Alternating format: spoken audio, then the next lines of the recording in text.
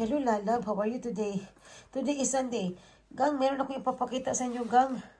We were at the store last Friday, so nakita ko ito, gang.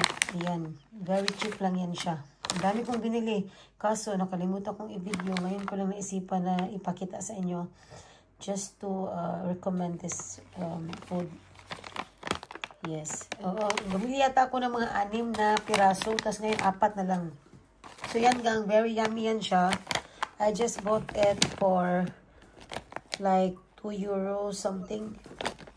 Parang 20% discount. So yun, gang. Masarap yun, gang. Masarap yun siya, Lalab. Masarap yun siya, gang. Masarap yun. So ito pala yung laman. Yan.